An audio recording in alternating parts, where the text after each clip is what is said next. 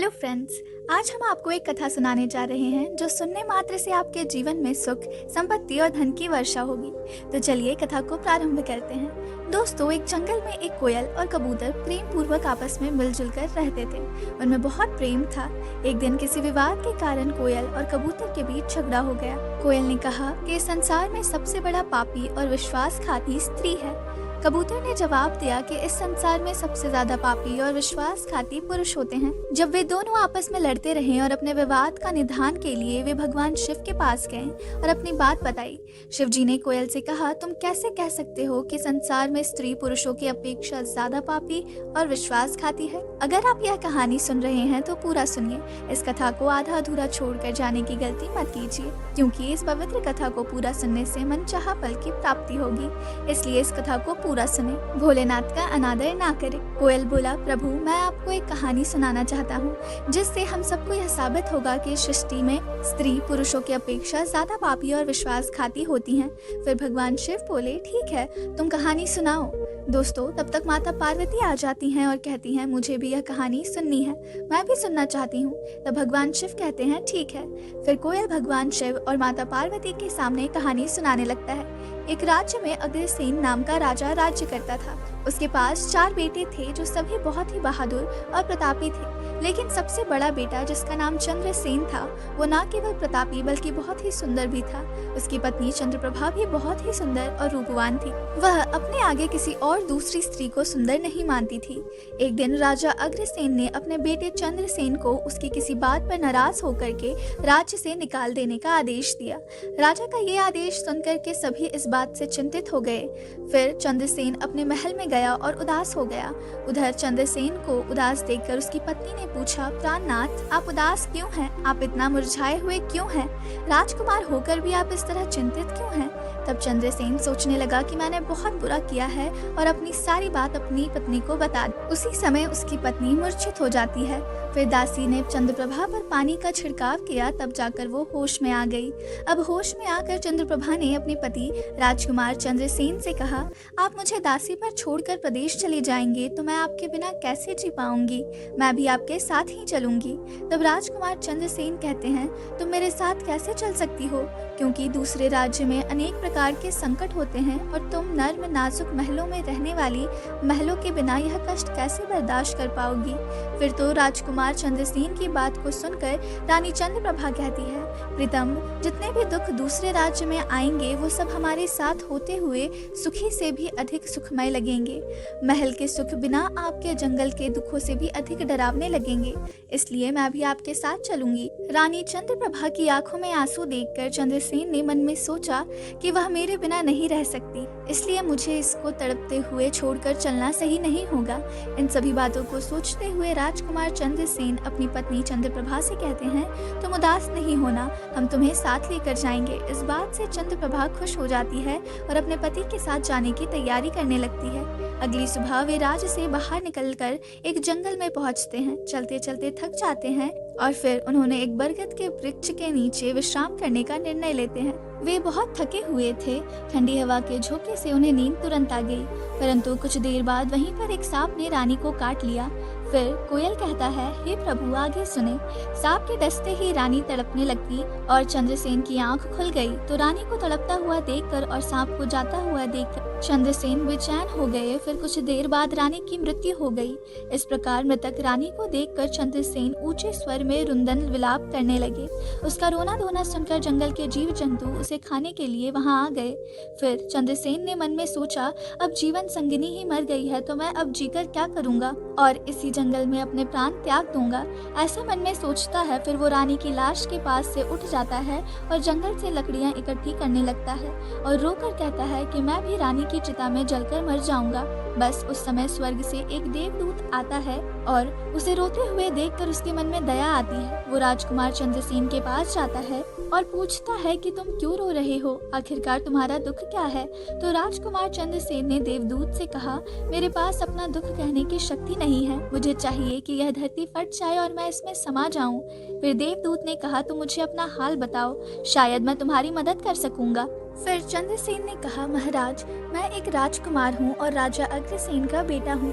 मेरे पिता ने मुझे राज्य छोड़ने के लिए कहा था, इसलिए मेरी पत्नी और मैं इस जंगल में चलते चलते यहाँ आ गए। यहाँ आकर मेरी पत्नी को सर्प ने काट लिया है और उसकी मृत्यु हो गई, और मैं लकड़ियाँ इकट्ठा कर रहा हूँ ताकि मैं अपनी पत्नी के साथ ही जलकर अपने आप को भी अग्नि के हवाले कर सकूं। तब कोयल कहता है, हे प्रभु, आगे सुने। चंद्रसेन की बातों को सुनकर देवदूत कहते हैं, राजकुमार, तू बड़ा मूर्ख है। यह संसार है, यहाँ इंसानों का आना जाना लगा रहता है। इस शरीर को एक दिन सबको त्याग देना पड़ेगा। तू भी इसे जानता है। इस संसार में कोई भी किसी के साथ नहीं आता और ना ही किसी के साथ जाता है। फिर भी तुम मूर्खों की तरह यह बात कर रहे हो। अगर तू जीवित रहेगा तो बहुत सारी रानियां तुझे मिलेंगी, इसलिए मेरे कहने पर मरने का विचार छोड़ दो। इस मानव शरीर को प्राप्त करने के लिए बेहद इच्छुक होते हैं, तो फिर इस शरीर को क्यों नष्ट करना चाहते हो? इस प्रकार देवदूत के शब्दों को सुनकर चंद्रसेन कहता है, हे महाराज, आपने जो कुछ कहा है वह सत्य है, किंतु ऐसी पतिव्रता पत्नी मुझे किसी जन्म में भी नहीं मिलेगी, इसलिए मैं इसके साथ ही मरूंगा। फिर चंद्रसेन के विचार सुनकर देवदूत ने जान लिया कि ये अपने पत्नी के बिना नहीं रह सकता। तब देवदूत ने चंद्रसेन से कहा, राजकुमार, तेरी पत्नी के जीवित करने के लिए केवल एक ही उपाय है। अब तू मेरी बात को ध्यान से सुनो। यदि तू उस उपाय को कर सकता है तो तेरी रानी जीवित हो सकती है। फिर चंद्रसेन ने कहा, महाराज, आप जो कुछ भी कहेंगे वह सब करने के लिए मैं तैयार हूँ, केवल मेरी पत्नी को जीवित कर देना। तब देवदूत ने कहा, तुम्हारी रानी की आयु केवल 20 वर्ष थी, जिसने इसे बिता दिया। इसके बदले में तेरी उम्र 17 वर्ष की है, जिसमें से 30 वर्ष बीत चुके हैं। इस तरह देवदूत की यह बात सुनकर राजकुमार चंद्रसेन ने कहा, मुझे मान्य है। फिर देवदूत ने चंद्रसेन के हाथ में पानी दिया और 20 वर्षों तक रानी के पैरों पर पानी डालने का संकल्प लिया। अब जैसे ही चंद्रसेन ने वह जल रानी के पैरों पर डालना शुरू किया, देवदूत ने कहा, पानी को पैरों पर डालने से पहले मेरे एक बात को ध्यान से समझ लो। इसमें एक गुप्त रहस्य भी है। अभी तो तुझे रानी की आवश्यकता है तो तुम पानी डालकर उसको बचा सकते हो, लेकिन भविष्य में अगर रानी की आवश्यकता नहीं पड़ती है तो तुम अपने संकल्प को वापस ले सकते हो, और जब तुम वह संकल्प वापस लेते हो तो तुम्हारी रानी को तुरंत ही मौत आ जाएगी। परंतु एक बात याद रखना, इस संकल्प को कभी वापस ना लेने की बात रानी से कहना मत, वरना तुम अपने संकल्प को वापस नहीं ला सकोगे। हमेशा याद रखना, जीवन में कुछ बातें हमेशा छिपा कर रखनी चाहिए, क्योंकि कभी कभी ये बातें काम आ सकती हैं। फिर तो ऐसा कहकर और उस रानी के सामने आकर वो देवदूत जो थे अंतर्ध्यान में चले गए। तब चंद्रसेन रानी से कहता है, आप सो गई थी, मैंने आपको नहीं जगाया। फिर चंद्रसेन कहने लगा, तुम बहुत थकी हुई थी, इसलिए मैंने तुम्हें नहीं जगाया। इस प्रकार राजकुमार चंद्रसेन ने अपनी रानी से सारी बातें छिपा दी कि सर्प ने तुम्हें काट लिया था और तुम मर गई थी, मैंने तुम्हें फिर जीवित कैसे किया, ये सब राजकुमार ने अपनी पत्नी से छिपा लिया। फिर कोयल बोला, प्रभु। फिर वो दोनों आगे बढ़ गए। कई दिनों बाद उन्होंने एक बहुत ही सुंदर स्थान देखा। वहाँ पर एक फकीर की कुटिया थी। जब वे वहाँ पहुँचे तो उन्होंने देखा कि एक सुंदर युवक फकीर हुक्का पी रहा था। वे दोनों बहुत ही थके हुए थे, इसलिए वे फकीर के पास बैठ गए। उस समय राजकुमार ने रानी से कहा, रानी, हमें प्यास लगी है, हम कुएं पर जाकर पानी पी आते हैं। अगर तुम भी प्यासी हो तो तुम्हारे लिए भी पानी ले आते हैं। तब राजकुमार की बात को सुनकर रानी ने कहा, मुझे तो प्यास नहीं लगी है, आप जाएं, पानी पिएं, फिर वापस आएं। इसके बाद रानी के जवाब को सुनकर राजकुमार चंद्रसेन एक लंबी रस्सी लेकर कुएं की ओर जा रहे हैं। चंद्रसेन पानी पीने पहुंचे तो राजकुमारी चंद्रप्रभा उस फकीर की ओर देख रही है। चंद्रप्रभा फकीर की सुंदरता को देखकर उस पर मोहित हो गई, अर्थात वह उसको दिल दे बैठी।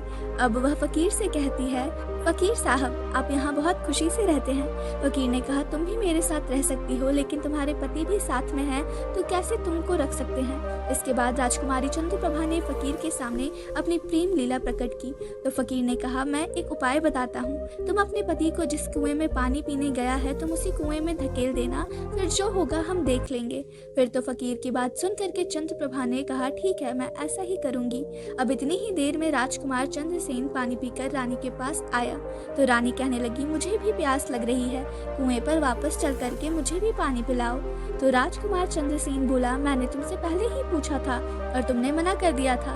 अगर तुम्हें प्यास लगी है तो अभी पानी लेकर आता हूँ। जब चंद्रसेन पानी लेने चला गया तो रानी भी उसके साथ चल दी और कहने लगी, मैं भी तुम्हारे साथ चलती हूँ। बेचारा चंद्रसेन तो उसके प्रेम में पागल था। उसको क्या मालूम था कि ये मेरे मेरे प्राण लेने के लिए मेरे साथ आ रही है। श्रोताओं, वास्तव में विद्वान सच कहते हैं कि स्त्रियों के चरित्र को देवता भी नहीं जान सकती।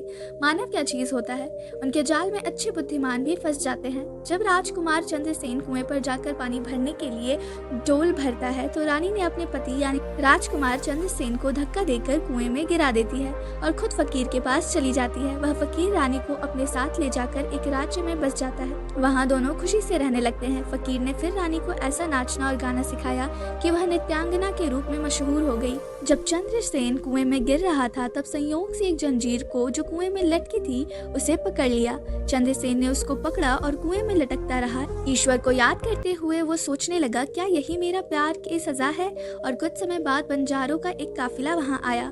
काफिले में से एक बंजारा डोल लेकर कुएं का पानी भरने लगा।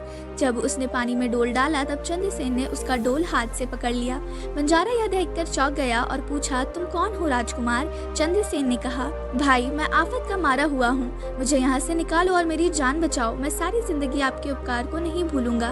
और ऐसा कहकर कि राजकुमार बंजारे से प्रार्थना करने लगे। फिर तो राजकुमार चंद्रसेन के दुख को देख कर के उस बंजारे को उस पर दया आ गई और उसने चंद्रसेन को कुएं से बाहर निकाल लिया और फिर पूछा, भाई तुम कौन हो? तुम इस कुएं में कैसे गिरे? तुम मुझे अपना हाल बताओ।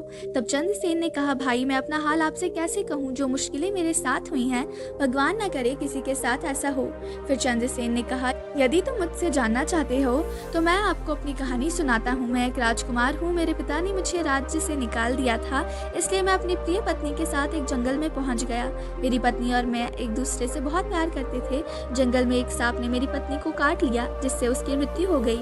मैं जब अपनी पत्नी के साथ मरने जा रहा था तब एक देवदूत ने मुझ पर दया की और मेरे आयु के 20 वर्ष मेरी पत्नी को दे दिए। उसके बाद हम जंगल में आगे बढ़ते रहे और एक दिन हम एक कुटिया के पास पहुँचे जहाँ हमने एक फकीर देखा। वहाँ मैं एक कुएं के पास पानी पीने के लिए गया। तब मेरी पत्नी ने मुझसे कहा कि उसको भी प्यास लगी है, मुझे भी पानी पिलाओ। और इसी तरह कहकर मेरी पत्नी मेरे साथ उस कुएं पर आ गई। मैं कुएं में से पानी निकाल रहा था तो उसने मुझे पीछे से धक्का दिया। कुएं में लटकी हुई एक जंजीर मेरे हाथ में आ गई, जिससे मैं कुएं में गिरने से बच गया। और फिर जब आप आए तो मैंने आपको आवाज दिया, जिसके बाद आपने मुझे कुएं से बाहर निकाला। अब कोयल बोला, प्रभु इस प्रकार राजकुमार चंद्रसेन ने दुखी मन से सारा हाल उस बंजारे से कह दिया और फिर अपनी व्यथा सुनाकर चंद्रसेन चुप हो गए।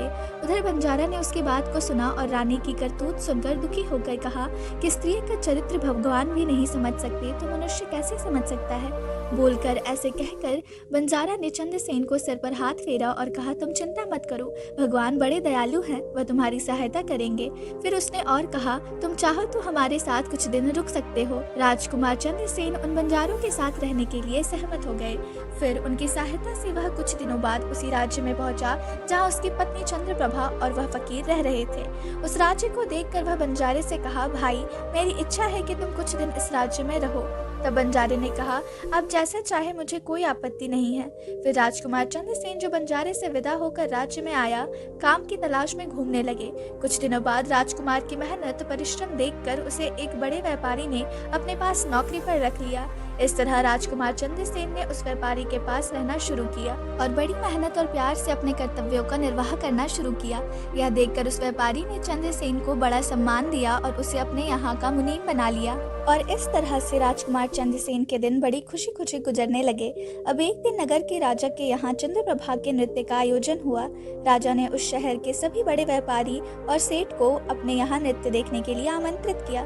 जब राजकुमारी चंद्रप्रभा का नृत्य होने वाला था, शहर के सभी व्यापारी और सेठ राजा के यहाँ पहुँच गए। चंद्रसेन जो रानी के नृत्य और गायन की प्रशंसा सुनता था, उसने भी सोचा कि मुझे इस नृत्य को देखने जाना चाहिए। उसने भी राजा के दरबार में सेठ के साथ यहाँ पहुँच गया। रानी ने अप्सरा के समान नृत्य किया और उनकी सुरीली आवाज में कई सुंदर रागों को प्रस्तुत किया। उनके गाने को सुनकर महफिल के सभी लोग आश्चर्य में आ गए और सभी बहुत सारे इनाम दिए। इसके साथ ही राजा से लेकर प्रजा तक सभी ने उन्हीं की प्रशंसा की। राजकुमार चंद्रसेन ने अपने हाथ की अंगूठी उठाई जिसमें हीरा जड़ा हुआ था और फिर वह उसे उतार कर रानी चंद्रप्रभा को भेंट कर दी। इसके बाद रानी चंद्रप्रभा ने अंगूठी को पहचान लिया और मन ही मन कहने लगी, यह तो बहुत बड़ा आश्चर्य हो गया, मेरा पति जिंदा है और यहाँ पहुँच गए हैं। अब वह मुझे छोड़ेगा नहीं, इसलिए मुझे कुछ ऐसा करना चाहिए जिससे वह मारा जा सके। उसने मन में सोचा, अब मैं यहाँ के राजा को एक सुरीली गाना और नृत्य सुनाऊंगी जिससे वह खुश होकर मुझे कुछ मांगने के लिए बोलेंगे। तब मैं राजा के आदेश से उन्हें मरवा दूंगी। इसके बाद राजकुमारी चंद्रप्रभा ने एक सुरीला गाना गाया और नृत्य दिखाया। रानी की इस बसंत की बहार को सुनकर राजा खुश हुआ। वह चंद्रप्रभा को वो बोले, मैं तुम पर बहुत खुश हूँ, तुम मुझसे क्या मांगती हो? तब राजकुमारी ने कहा, अगर आप मुझसे प्रसन्न हैं तो सबसे पहले मुझे वचन दीजिए और फिर जो कुछ भी मैं आपसे मांगूंगी आप मुझे वही देंगे। फिर चंद्रप्रभा ने कहा, इस सभा में मेरे एक चोर है, कृपया उसे फांसी की सजा दें। राजा ने कहा, तुम इस चोर को मेरे सामने लाओ। रानी ने उसका हाथ पकड़ा और उसे राजा के सामने ले गई। राजा ने अपने सैनिकों को आदेश दिया कि उस चोर को जहलादों के पास ले जाओ और उसे चोर को फांसी चढ़ा दो। इसी बीच चंद्रसेन का सेठ भी वहां पहुंचा। वो डर कर चंद्रसेन के पास गया और पूछा, तुमने क्या चुराया? इस नर्तकी का जिसके कारण वह तुझसे मारना चाहती है? चंद्रसेन ने अपने मालिक से कहा, मालिक मैंने कुछ नहीं चुराया है, बस आप इस राजा को केवल यह बता दो कि वह मेरी 2 बातें सुन ले, इससे मेरी जान बच सकेगी। अब चंद्रसेन का मालिक इसे सुनकर अपने साथी व्यापारियों और साहूकारों के पास गया और सभी ने मिलकर मशवरा किया। उन्होंने कहा, मित्रों, या तो राजा न्याय करे या हम सभी इस शहर को छोड़कर कहीं चले जाएं। और इस प्रकार सभी व्यापारी ने राजा के पास गए और कहने लगे, राजा साहब, हमारा मुनीब निर्दोषी है, उसे मार देने का आपका आदेश है। वह कह रहा है कि वह अपनी 2 बातें आपको कहना चाहता है, फिर भी आपको लगे कि उसने अपराध किया है तो उसे फांसी दे देंगे, लेकिन मेरे मरने से पहले राजा केवल मेरी 2 बातों को जरूर सुने। फिर राजा ने व्यापारियों की बात सुनकर कहा, ठीक है, मुनीब को बुलाओ। चंद्रसेन को लेकर राजा के सामने लाया गया और राजा ने कहा, तुम जो कुछ कहना चाहते हो वो मेरे सामने कहो। तब राजकुमार चंद्रसेन ने कहा, महाराज, मैंने क्या दोष किया है जिसके कारण आपने मेरी हत्या का आदेश दे दिया है? फिर उसकी बात को सुनकर राजा ने कहा, तू इस नर्तकी का चोर है? तो चंद्रसेन ने कहा, नहीं महाराज, मैं इस उल्टा स्त्री का पति हूँ जिसने मुझे कुएं में धकेल दिया और फिर एक फकीर के साथ चली आई है। राजकुमारी चंद्रप्रभा ने समझ लिया कि बात बिगड़ रही है। तब वह राजा से कहती है, महाराज, यह झूठ बोल रहा है, यह कौन है मैं इसे नहीं जानती, यह तो मेरा चोर है, मैं सिर्फ इतना ही जानती हूँ। फिर राजकुमार चंद्रसेन ने कहा, महाराज ठीक है, अगर यह मेरी पत्नी नहीं है तो वो सब कुछ जो मैंने रास्ते में छोड़ा था वह मेरी अमानत के रूप में वापस कर दे। फिर चंद्रसेन रानी की ओर देखे। राजकुमार ने अपनी अमानत को लौटाने की बात की तो राजकुमारी चंद्रप्रभा ने इसे स्वीकार कर लिया। तब चंद्रसेन ने कहा, अच्छा, अब तुम अपने हाथों में पानी लो, हमारा न्याय इसी सभा में होगा। पानी लेकर वह जमीन पर रखा और कहा, वह वस्तु जो मेरे पास रास्ते में दी गई थी मैं अब वापस कर रहा हूँ। रानी ने भी पानी लिया और कहा, जो वस्तु इसने मुझे रास्ते में दी थी मैं अब वापस कर रही हूँ। जैसे ही वह अपने हाथों का पानी छोड़ा, रानी के प्राण छूट गए। ये दृश्य देखकर वहाँ के लोग हैरान रह गए। तो राजा ने यह देख चिंतित होकर चंद्रसेन से कहा, ये क्या हो गया, बताओ मुझे सच्चाई। तब राजकुमार चंद्रसेन ने अपनी कहानी शुरू की, अपने जीवन की सब घटनाओं को खुलकर बताते हुए उसके देश निकाले जाने से लेकर अब तक की सभी घटनाओं को सुनाया। राजा ने सब कुछ सुनकर चंद्रसेन को अपने गले लगा लिया और अपनी बेटी की शादी चंद्रसेन के साथ कर दी। कोयल ने कहा, प्रभु, मैंने इस कहानी को सुना है, मैं भी स्त्रियों से घृणा करता हूँ और मैं यह कह सकता हूँ कि इस संसार में स्त्रियाँ पुरुषों से अधिक पापी और विश्वासघाती होती हैं। अब श्रोताओं, एक बार कोयल ने भगवान शिव और पार्वती को एक कहानी से बताया कि स्त्रियाँ पुरुषों की तुलना में अधिक पापी और विश्वासघाती होती है। तो सभी इसे सुनकर हैरानी में चले गए। पार्वती ने कहा, प्रभु, मुझे लगता है कि कोयल सच कह रहा है, स्त्री तो सभी से केवल 1-2 ही बिना नैतिक मूल्यों और ईमानदारी के हो सकती है, परंतु पुरुषों में भी ऐसे कुछ है जो पापी और विश्वासघाती हो सकते हैं। फिर भगवान शिव ने पूछा, ठीक है, अब कबूतर, तुम कैसे सिद्ध करोगी कि पुरुष ज्यादा विश्वासघाती और पापी होते हैं? तो कबूतर कहती है, मैं भी एक कहानी सुनाती हूँ जिससे स्पष्ट होगा कि स्त्री की तुलना में पुरुष अधिक पापी और विश्वासघाती होते हैं। फिर उसने कहना शुरू किया, प्रभु, एक गांव में एक परिवार रहता था जो बहुत ही धनवान था और उस धनवान यानी सेठ का बेटा एक अद्भुत प्रकार का व्यक्ति था। सेठ का बेटा इतना जुआरी था कि सेठ उसके बारे में सोचते सोचते परेशान रहता था। एक दिन उसका बेटा जुआ खेल रहा था। उसी दिन उसके पिता का निधन हो गया। फिर भी वह जुआ खेलना बंद नहीं किया, लेकिन पिता की मृत्यु के बाद वह खुल के जुआ खेलने लगा और सब कुछ हार गया। फिर वह अपने गांव से दूर चला गया और एक सेठ के घर पहुंचा और सेठ से बोला, मुझे बहुत तेज प्यास लगी है, मुझे एक गिलास पानी मिलेगा? तो सेठ ने उस युवा से पूछा कि तुम कौन हो, क्या करते हो और कहां से आए हो? जिसके उत्तर में उस युवा ने कहा, मैं एक व्यापारी हूं और यहां से जा रहा था तो सोचा कि पानी पीकर चला जाऊं। तब सेठ ने पूछा कि तुम कौन सा व्यापार करते हो? तब वह युवा कहता है, व्यापार करते समय मेरा सामान समुद्र में गिर गया, इसलिए यदि आप मेरी कुछ मदद कर दे तो अच्छा होगा।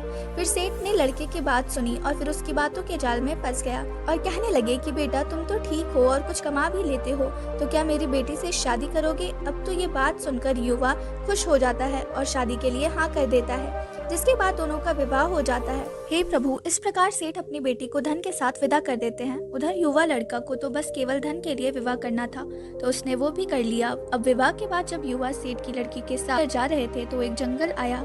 वह युवा लड़का अपनी पत्नी से बोला, देखो हम अभी जंगल में हैं, यहाँ कोई चोर हमारे गहनों को चुरा सकता है, इसलिए आप अपने सभी गहनों को मुझे दे दें ताकि सुरक्षित रह सके। युवा की पत्नी ने अपने पति पर भरोसा किया और अपने सभी गहनों को उन्हें सौंप दिया। उसके बाद युवा ने अपनी पत्नी के गहनों को एक पारदर्शी बंधने में बांध लिया और फिर वे जंगल में आराम से ठहरे। इस दौरान युवा के मन में लालच उत्पन्न हुआ और उसकी पत्नी के साथ जाने वाली एक दासी थी जिसे सेठ ने अपनी लड़की के साथ भेजा था। युवा ने फिर उस दासी को मार डाला। फिर उसने अपनी पत्नी को एक कुएं में गिरा दिया और मन में यह विचार किया कि मैं इसके साथ में सिर्फ पैसों के लिए शादी किया था, मुझे अब पैसे मिल गए हैं। और उसने सोचा कि वह पानी में डूबकर मर जाएगी। इस तरह सोचकर वह युवा वहां से चला गया, लेकिन उसकी पत्नी नहीं मरी और वह कुएं से बाहर निकलने के लिए आवाज दे रही थी। कुएं के पास एक आदमी गुजर रहा था और जब उसने किसी महिला की आवाज सुनी तो वह उस महिला को कुएं से बाहर निकाल लिया। फिर कुएं से बाहर निकलने के बाद महिला ने अपनी सारी जानकारी उस व्यक्ति को दी और उस व्यक्ति ने महिला को उसके पिता के घर पहुंचा दिया। अब जब महिला पिता के घर पहुंची तो उसके पिता ने पूछा, तुम्हारे साथ क्या हुआ? महिला ने कहा, पिताजी, जंगल में कुछ चोरों ने हम पर हमला किया था और दासी को मार दिया, मुझे कुएं में धकेल दिया और पति के बारे में कुछ पता नहीं है। बेटे की बातें सुनकर सेठ जी ने कहा, कोई बात नहीं, भगवान सब ठीक करेंगे। प्रभु, इस दुनिया में स्त्री और पुरुष दोनों ही विश्वासघाती और पापी हो सकते हैं। अब आपके हाथ में न्याय का फैसला है। मैंने भी आपको एक कहानी सुनाई और कोयल ने भी आपको एक कहानी सुनाई है। अब आप ही न्याय करें। उसने अपनी पत्नी को मारा और सारा सामान लेकर चला गया। अब कोयल और कबूतर की कहानी सुनकर भगवान शिव बोले, ठीक है कोयल और कबूतर, मैंने तुम्हारी कहानी को ध्यान से सुना है, अब मैं तुम्हारा न्याय करता हूँ। सच में इस संसार में स्त्री और पुरुष के बीच ज्यादा पापी या विश्वासघाती कौन होता है, ये मेरे लिए स्पष्ट है। शिव जवाब देते हैं, बिना किसी शंका के यह सत्य है कि इंसान की सोच उसके स्तर से नीचे जा सकती है और वही पापी और विश्वासघाती होता है, चाहे वह स्त्री हो या पुरुष। इंसान को किसी भी प्रकार के पाप करने से पहले यह सोचना चाहिए कि क्या वह सही है या नहीं। पापी और विश्वासघाती होने की कोई जाति नहीं होती, वह इंसान की सोच और कार्यों का परिणाम होता है। श्रोताओं, वास्तव में इंसान की सोच उसके स्तर से नीचे जा सकती है और यही पापी और विश्वासघाती बना देता है। इस वीडियो को बोलते समय कोई त्रुटि हो तो मैं क्षमा चाहती हूँ। उम्मीद है आप सभी को ये वीडियो अच्छी लगी होगी। ऐसे ही और वीडियोस के लिए चैनल को सब्सक्राइब करें, वीडियो को लाइक और शेयर करें। Thank you.